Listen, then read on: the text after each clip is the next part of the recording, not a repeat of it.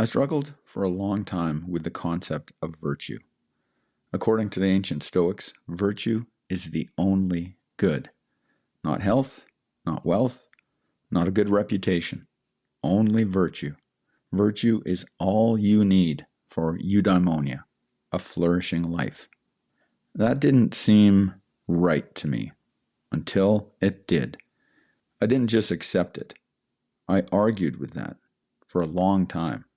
No way that's true. In the end, it was the metaphor of sport that clarified it for me. Hey there, it's me, Core, and you're listening to Exercising Self-Control from Fitness to Flourishing. What I'm sharing today took me maybe years to get to, but I just wanted to summarize it with just that last little metaphor that wrapped it all together for me.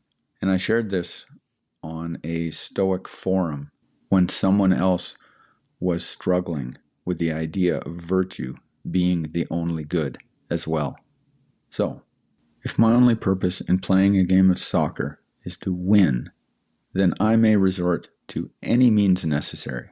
Diving for penalties, time wasting, aggressive fouling. I may try to skirt the rules to win. This may result in victory on the pitch, but at the price of leaving myself open to the mercy of the referees, ill will of the other players. My virtue, my personal excellence is compromised. If my only purpose in playing is to demonstrate how good I can be, for example, how skilled my dribbling, how technically proficient my striking, then I'll likely focus more on my own play and not contribute or cooperate as much with my teammates. This may result in personal satisfaction in my own excellence, but at the price of loss for the team. My experience of flourishing in the game is compromised. However, if I understand, accept, and comply with the rules of the game, you can think of this as reality, and play to the best of my ability, you can think of this as virtue, I will create an excellent experience for myself and for my teammates, even my opponents. You can think of this as eudaimonia, or the flourishing. And that's whether, as a team, we win or lose. This sports metaphor, for me, illuminates how virtue operates across all areas of life. In professional settings, virtue means focusing on doing excellent work.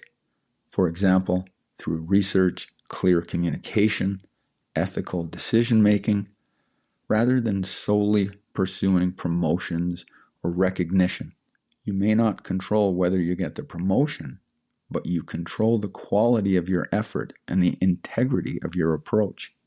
In relationships, virtue manifests as listening with genuine interest, speaking truthfully, and acting with compassion, regardless of how others respond. You cannot control whether someone appreciates your honesty or returns your kindness, but you can control whether you show up as your best self. Even in mundane daily tasks, for example, driving in traffic, waiting in line, dealing with bureaucracy, virtue means responding with patience and dignity rather than frustration and entitlement. The traffic will be what it is. Your character is what you make of the experience. The profound shift occurs when you realize that this approach doesn't diminish your chances of external success. It's actually the opposite. There's no more effective way of operating in the world when it comes to realizing your most important goals. But more importantly, it guarantees the one form of success that remains entirely within your control. Being the person you're capable of being by living your highest values.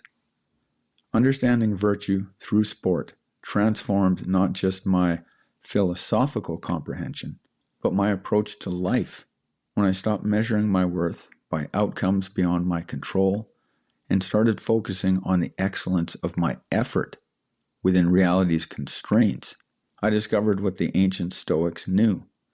Virtue isn't a consolation prize for those who can't achieve worldly success. It's the highest form of success itself. This realization shifts everything. Problems become opportunities to practice wisdom. Setbacks become chances to demonstrate resilience. Difficult people become teachers of patience. The game continues with all its uncertainties and injustices, but you're no longer at the mercy of results you cannot control. You're playing a deeper game, one where victory is assured because it only depends on you living consistent with your own standards of excellence. That's up to you. Ultimately, virtue is eudaimonia for the Stoic strength athlete. When you commit to excellence within the rules of reality, you create the conditions for human flourishing for yourself and for others, whatever the external circumstances. You may not always win the match, but you elevate the very game itself. That's it for today. Catch you next time.